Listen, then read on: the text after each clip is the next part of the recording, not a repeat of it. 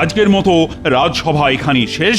এবার তোমরা যে যার বাড়ি ফিরে যাও। কিন্তু মহারাজ, আমাদের বেতনগুলো? বাড়াবো না, 1 পয়সাও বাড়াবো না। তাতে তোমাদের কাজ করতে হয়তো করো, না হলে বাড়িতে গিয়ে বসে থাকো। ভদ্রলোকের এক কথা, না মানে না।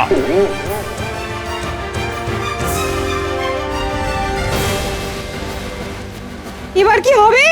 বাজারে জিনিসপত্রের যা আগুন ছোঁয়া দাম। বেতন না বাড়লে এবার আমাদের বাজার করা বন্ধ হয়ে যাবে বলে মনে হচ্ছে। বেতন না বাড়লে ভাত ডাল ছেড়ে খেয়ে থাকতে হবে জল।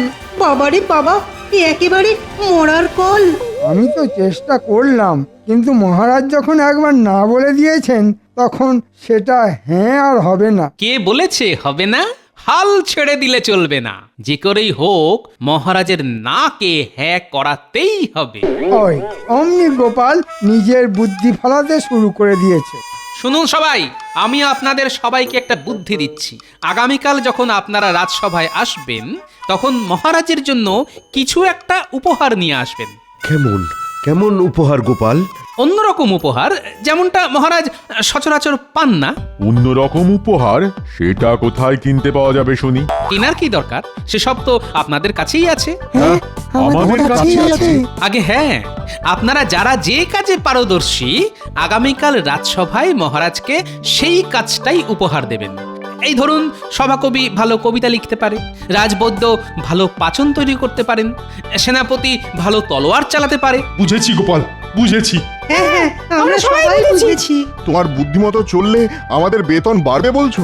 মহারাজকে খুশি করতে পারলে বেতন বাড়বে বই কি। গোপাল কথাটা নেহাত মন্দ বলেন। কয়েকদিন আগেই মহারাজ আমাকে বলছিলেন রাজ্যের শেষ প্রান্তে একটা ইদারা খোঁড়ার কথা। যাই গিয়ে বটা ঘটাকে কাজে লাগিয়ে দিই। আগামীকাল রাজসভায় মহারাজকে দেখাতে হবে আমি কত কাজ করি। ও মন্ত্রী মশাই, আরে চললেন কোথায়? কাজ করতে আমি কি তোমার মতন নাকি যে খালি বসে বসে গুলতানি করব আর মাসের শেষে বেতন নিয়ে যাব? আমি হলাম রাজ্যের মন্ত্রী। আমার অনেক কাজ, বুঝেছো? চলি চলি।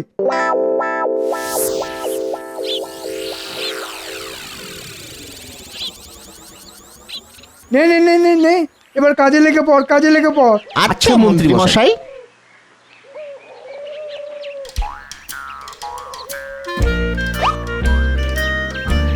এবার বলুন তো জাহাপানা, এটা কি?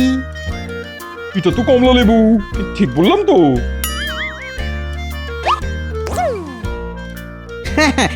জাহাপানা একদম ঠিক বলেছেন।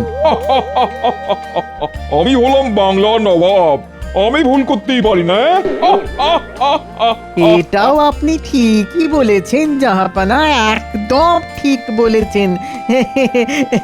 একদম ঠিক। তবে দুঃখ একটাই, কিছুতেই কৃষ্ণচন্দ্রকে কারাগারে ঢুকিয়ে কৃষ্ণনগর রাজ্যটা হাতিয়ে নিতে পারছি না। আমি বলি কি জাহাপানা, এত সহজে হাল ছেড়ে দেবেন না। যে করেই হোক আমাদের মহারাজ কৃষ্ণচন্দ্রকে কারাগারে ঢুকিয়ে কৃষ্ণনগর রাজ্যটা হাতিয়ে নিতেই হবে। ঠিক বলেছ উজির, আমি এত সহজে হাল ছেড়ে দেবো না। আগামীকাল সূর্যের আলো ফোটার সঙ্গে সঙ্গেই আমি কৃষ্ণনগরের উদ্দেশ্যে রওনা দেবো, এবং সূর্য ডুবে যাওয়ার আগেই কৃষ্ণচন্দ্রকে কারাগারে ঢুকিয়ে ছাড়বো, এই আমি বলে দিলাম। হ্যাঁ, কেন জি, তোমার কি আমার উপর কোনো সন্দেহ আছে? না না, ঠিকই বলেছেন জাহাপানা, আপনি তো ঠিকই বলেছেন। কি বললে? না না, মানে আপনি আগামীকাল সূর্য ডুবে যাওয়ার আগে কৃষ্ণচন্দ্রকে কারাগারে ঢুকিয়ে ছাড়বেন, এটা আপনি ঠিক বলেছেন। মানে ও তাই বলো? একটুর জন্য বেঁচে গেলাম।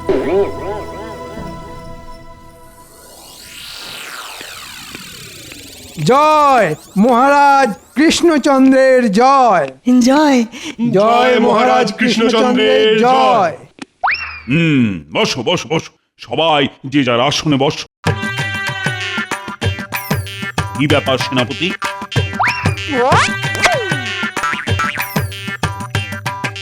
এই নিন মহারাজ, কলাহার করুন। বাহ বাহ, দারুণ দারুণ। এমন ভাবেও যে আপেল কাটা যায় তুমি না দেখালে তো বিশ্বাসই করতাম না। ধন্যবাদ মহারাজ। আহা, দারুণ দারুণ। সেনাপতি, আমি খুব খুশি হয়েছি। তাই আমি উপহার স্বরূপ তোমার বেতন 5 মোহর বাড়িয়ে দিলাম। এবার খুশি তো? খুব খুশি মহারাজ। মহারাজ, আমি আপনার জন্য এক বিশেষ পাচন বানিয়ে এনেছি। এটা খেলে আপনার বার্ধক্য ধারে কাছে আসতে পারবে না। হ্যাঁ, তার মানে আমি জীবনে কোনোদিন বুড়ো হব না? আগে না মহারাজ। মহারাজ, আমি আপনার জন্য নিজের হাতে মন্ত্র লিখে নিয়ে এসেছি। এই মন্ত্র জপ করলে আপনার উন্নতি কে আটকায়? মহারাজ, মহারাজ, আমি গণনা করে দেখেছি এই ফুলটা সব সময় সঙ্গে রাখলে বুধ, বৃহস্পতি, শুক্র, রাহু, কেতু কেউ আপনার কোনো ক্ষতি করতে পারবে না। মহারাজ, আমি আপনার জন্য নিয়ে এসেছি এক বিশেষ তালা। এই তালা রাজকোষের দরজায় আটকালে আপনার রাজকোষ মোহরে ভরে থাকবে। আমিও কিছু একটা এনেছি মহারাজ। এটা হলো সংকেত যন্ত্র। হ্যাঁ, রাত দুপুরে রাজবাড়িতে ডাকাত পড়লে সবার আগে এই সংকেত যন্ত্রই বেজে উঠবে। মহারাজ, আমিও কিছু কম যাই না। আপনি বলেছেন রাজ্যের শেষ প্রান্তে একটা ইদারা খোঁড়ার কথা। আমি বটা ঘটাকে কাজে লাগিয়ে দিয়েছি। আগামীকালের মধ্যেই ইদারা খোঁড়ার কাজ শেষ হয়ে যাবে। বাহ বাহ, সত্যি মন্ত্রীমশাই, আপনিও দেখছি কম যান না।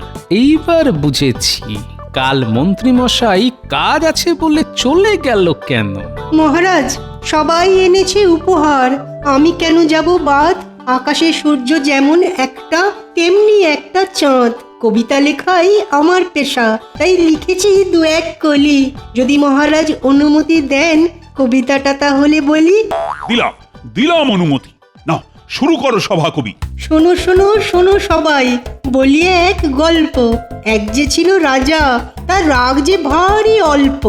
বাসে ভালো তাকে সবাই, 8 থেকে 80। তিনি সবার আগে দৌড়ে আসেন, মাঝরাতে উঠলে কাশি। প্রজাদের ভালোবাসেন, আগলে রাখেন তিনি। গুড়ের থেকেও মিষ্টি তিনি, তাই দেখে লজ্জা পায় চিনি। আমি সেই রাজার এক সভাসদ, এত সহজে তাকে ছাড়ছি না। মহারাজ, এবার দয়া করে বেতন বাড়ান, এই কমে যে আর পারছি না।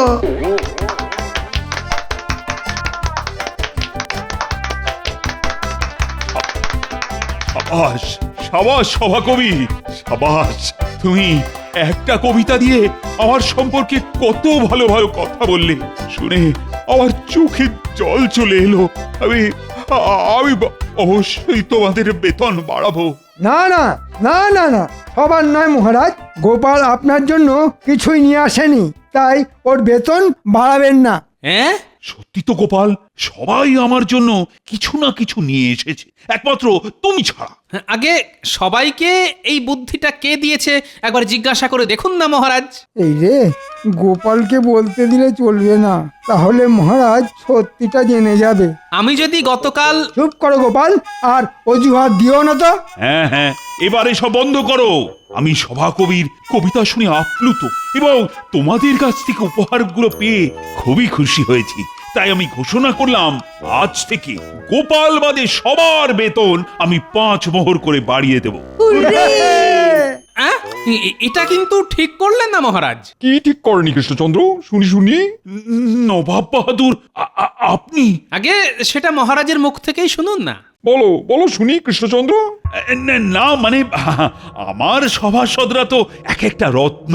তারা সবাই আমার জন্য আজ উপহার নিয়ে এসেছে, একমাত্র গোপাল ছাড়া। তাই মানে...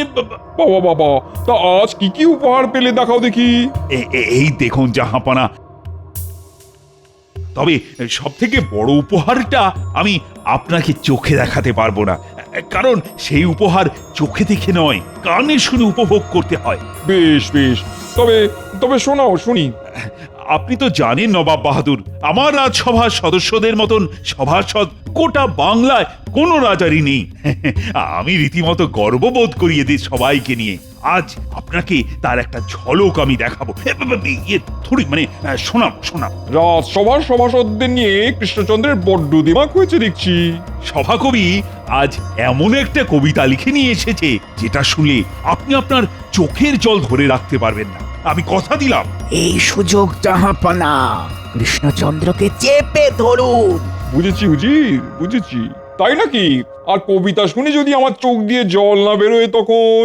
না না না না না, এই কিছুতেই হতে পারে না। সভা কবির কবিতা শুনে আপনার চোখ দিয়ে জল না বেরোলে আপনি যা বলবেন আমি তাই করব। বেশ, কবিতা শুনি আমার চোখ দিয়ে জল বার করতে না পারলে আমি তোমাকে কারাগারে ঢোকাবো কৃষ্ণচন্দ্র, সঙ্গে সঙ্গে তোমার রাজসভার সব সদস্যদেরও। বুঝেছো? হ্যাঁ নয় হ্যাঁ, একটু আগেই তুমি বলেছো সভা কবির কবিতা শুনে আমার চোখ দিয়ে জল না বেরোলে আমি যা বলবো তুমি তাই করবে। নাও নাও এবারে বোঝো ঠেলা।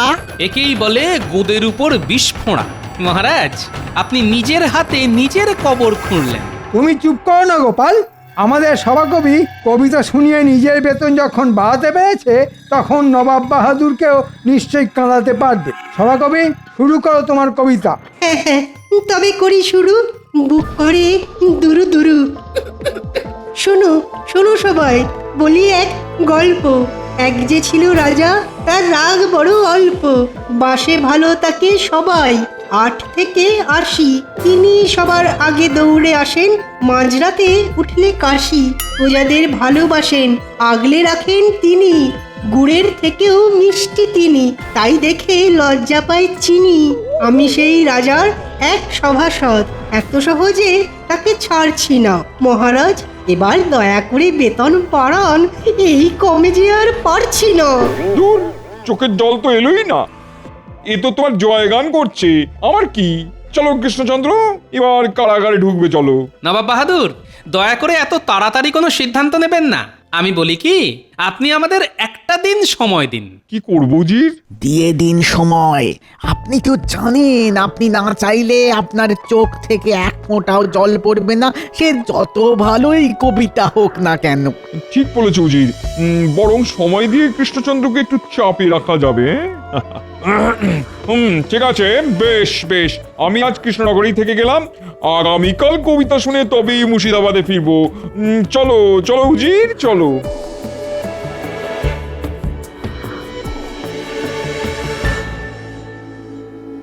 মহারাজ, আমাদের বেতন আবার কমিয়ে দিন। আমরা কারাগারে বাকি জীবনটা কাটাতে চাই না। পঞ্চান পঞ্চান মহারাজ। ওহ, আমি যে এবার কি করি? কি কুক্ষণে নবাব বাহাদুরের সামনে সভাকবির কবিতার প্রশংসা করতে গেলাম কে জানে। ওহ, এবার এবার তবে কি হবে? আমাকেও যে তোমাদের সাথে সারাটা জীবন কারাগারে কাটাতে হবে। নবাবকে কবিতা শুনিয়ে কাঁদাতে হবে। কবিতা, কান্না। এই গোপাল, এই গোপাল, এই কি ভাবছো গোপাল? ভাবছি কিভাবে নবাবকে কবিতা শুনিয়ে কাঁদানো যায়। এবার তুমি একটা উপায় খুঁজে বার করো না গোপাল, আমাদের বাঁচাও। হ্যাঁ গোপাল, বাঁচাও আমাদের। হ্যাঁ হ্যাঁ, বাঁচাবো বাঁচাবো, তবে একটা শর্তে। কি শর্ত গোপাল? আপনি সবাইকে 5 মোহর করে বেতন বাড়িয়েছেন, কিন্তু আমার বেতন 15 মোহর বাড়াতে হবে, আর মন্ত্রী মশাইয়ের বেতন 15 মোহর কমাতে হবে। হ্যাঁ নয় হ্যাঁ, একমাত্র এই শর্তেই আমি আপনাদের সবাইকে বাঁচাতে পারি। রাজি হয়ে যান মহারাজ, রাজি হয়ে যান। হ্যাঁ মহারাজ, শর্ত মেনে নিন। এরকম করো না গোপাল। কেন? আমার পিছনে লাগার সময় মনে ছিল না? মহারাজ বলুন, আপনি রাজি কিনা? সবাই যখন বলছে তখন আমি রাজি। ব্যাস, আগামীকাল আমি বাড়ি থেকে কবিতা লিখে নিয়ে আসব, আর সেই কবিতা শুনে নবাব বাহাদুর কিছুতেই চোখের জল ধরে রাখতে পারবে না, এই বলে দিলাম। এখন আমি চলি মহারাজ, বাড়ি গিয়ে বুদ্ধির গোড়ায় একটু ধুলো দিতে হবে যে। আসি। হ্যাঁ, বলে কি গোপাল লিখবে কবিতা?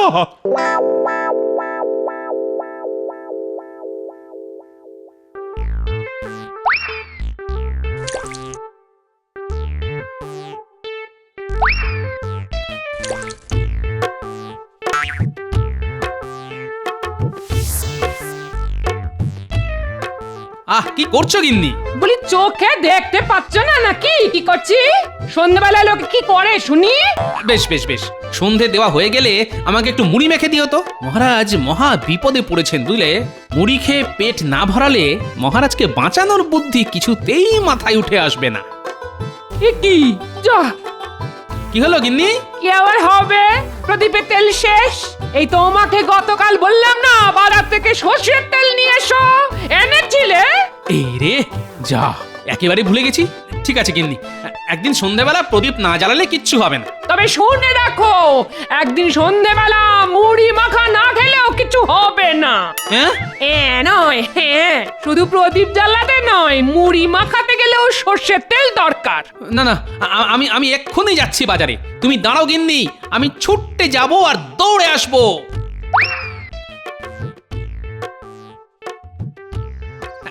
এই যে ভাই, তাড়াতাড়ি 1 পয়সার সর্ষের তেল দাও তো। হাত পাতো গোপাল দাদা। হ্যাঁ, খামকা হাত পাততে যাবো কেন শুনি? 1 পয়সার সর্ষের তেল আর কত হবে? ও হাতে করেই নিয়ে যাওয়া যাবে। ও, তাহলে এক কাজ করো ভাই, আমাকে 5 পয়সার সর্ষের তেল দাও। দাঁড়াও দাঁড়াও দাঁড়াও দাঁড়াও, জ্বালা থেকে তেল আমি তুলবো। দেখো ভাই, ঠিক আছে? হ্যাঁ হ্যাঁ গোপাল দাদা, ঠিক আছে ঠিক আছে, কিন্তু গোপাল দাদা তেলটা আমিও তুলে দিতে পারতাম। আরে পাগল, গোপাল এমনি এমনি কিছু করে না। এই দেখো, জ্বালা থেকে তেল বার করতে গিয়ে আমার হাতে সর্ষের তেল লেগে গেছে। এবার এটা আমি মাথায় মেখে নিলাম। 5 পয়সার তেলও পেলাম, সঙ্গে মাথায় মাখার তেল বিনামূল্যে।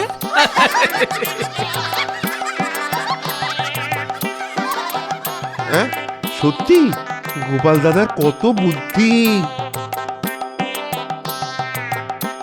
এই নাও গিন্নি, বাজার থেকে একেবারে খাঁটি সর্ষের তেল নিয়ে এসেছি। যেমন ঝাঁজ তেমনি রং। বেশ করেছো, এবার গিয়ে একটু বসো, আমি সন্ধেটা দিয়েই তোমাকে মুড়ি মেখে দিচ্ছি। আমার সন্ধে প্রদীপ জ্বালানোর চোটে আমার চোখ দিয়ে জল বেরিয়ে গেল। বাবা রে বাবা, সর্ষের তেলে ঝাঁদের চোটে চোখের জলে নাকের জলে এক হয়ে গেল। পেয়েছি, উপায় খুঁজে পেয়েছি।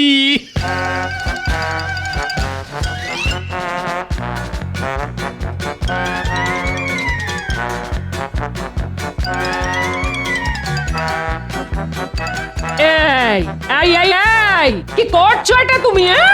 মহারাজ সমেত রাজসভার সব সদস্যদের কারাগারে বাকি জীবনটা কাটানোর হাত থেকে বাঁচাচ্ছি গিন্নি।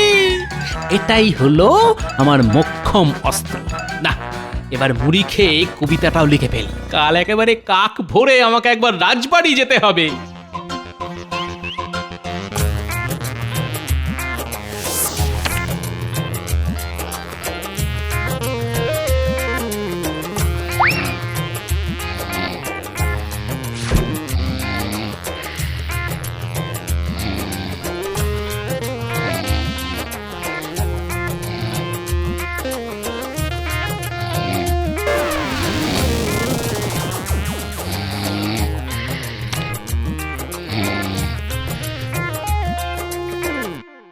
এ কি, গোপাল কোথায়?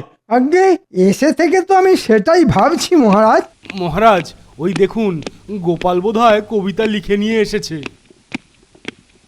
তাই নাকি? তা কেমন কবিতা লিখেছো? নবাবকে শোনাবার আগে একবার আমাদের শোনাও দেখি। না না, এ খুবই বেদনাদায়ক কবিতা। শুনলে আপনারা সবাই কেঁদে ভাসিয়ে দেবেন মহারাজ।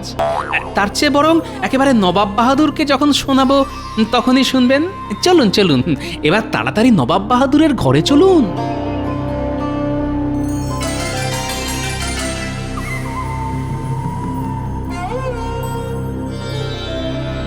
আমি এসে গেছি নবাব বাহাদুর, আপনাকে কবিতা শোনাতে। এই দাঁড়া দাঁড়া দাঁড়া দাঁড়া দাঁড়া, আমি সবে স্নান সেরে বেরোলাম, আগে জামা কাপড় পরে তৈরি হইনি, এই তারপর তোমার কবিতা শুনবো। না না না, আমার কবিতা এখনই শুনতে হবে। আপনি বরং জামা কাপড় পরে তৈরি হতে হতে আমার কবিতা শুনুন। বেশ, শোনাও শুনি, তবে আমার চোখ দিয়ে এক ফোঁটাও জল পড়বে না, এ আমি আগে ভাগে বলে রাখলাম। সে তো সময়ই বলবে নবাব বাহাদুর। তবে শুরু করি আমার কবিতা। আমি গোপাল, আমি ভালোবাসি মাছের ঝোল, সামনে দাঁড়িয়ে নবাব, উনি চোখে পড়ে কাজল। এই আমি চোখে কাজল নয়, সুরমা পড়ি। তাই নাকি? তবে একবার পড়ে দেখান দেখি, আমি সেই ফাঁকে বাকি কবিতা পড়ে ফেলি।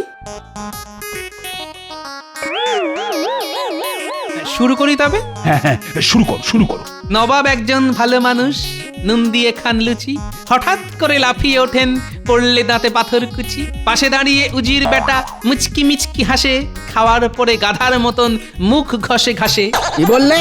আমি গাধার মতো ঘাসে মুখ ঘষি? এই গোপাল, এসব তুমি কি লিখেছো? কেন মহারাজ, বেদনাদায়ক কবিতা লিখেছি। তাকি দেখুন, আমার কবিতা শুনে নবাব বাহাদুরের চোখ দিয়ে কেমন টপ টপ করে জল পড়ছে। এ কি করছে নবাব বাহাদুর? গোপাল আমাকে অপমান করে কবিতা লিখেছে আর সেই শুনে আপনি কাঁদছেন?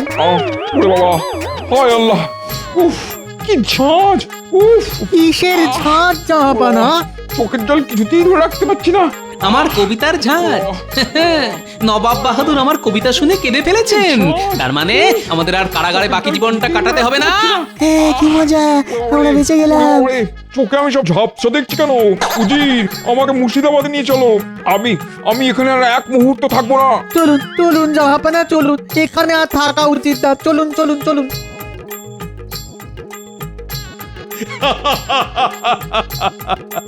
সাবাস সাবাস গোপাল, সাবাস। বলি, কি করে করলে এই অসাধ্য সাধন? আগে সব রহস্য এর ভেতরেই আছে মহারাজ। এটা তো সুরমা। আগে না, এটা হলো খাঁটি সর্ষের তেলের কালি। গতকাল রাতে প্রদীপের উপর পাতা ধরে এই কালি আমি সংগ্রহ করেছি। এই কালির এত ঝাঁজ যে নবাব বাহাদুর মুর্শিদাবাদে ফিরে গেল আজ দিনটা চোখে ঝাপসা দেখবেন। বুঝেছি গোপাল, বুঝেছি। তার মানে নবাব বাহাদুর চোখে জল তোমার কবিতা শুনে নয়, তোমার সংগ্রহ করা কালি মেখে এসেছে। একদম ঠিক ধরেছেন মহারাজ। মহারাজ, এবার আমার বেতনটা 15 মোহর বাড়িয়ে দেবেন তো মহারাজ? দেব দেব। আজ তুমি আমাদের সবাইকে বাঁচিয়েছো। আজ থেকে গোপাল ভাঁড়ের বেতন 15 মোহর বাড়লো, আর গোপালের দেওয়া শর্ত অনুযায়ী মন্ত্রীর বেতনও 15 মোহর কমলো। আমার বেতন কমে গেল। এবার আমার ট্যাক্স হয়ে যাবে খালি, হয়ে যাবে খালি।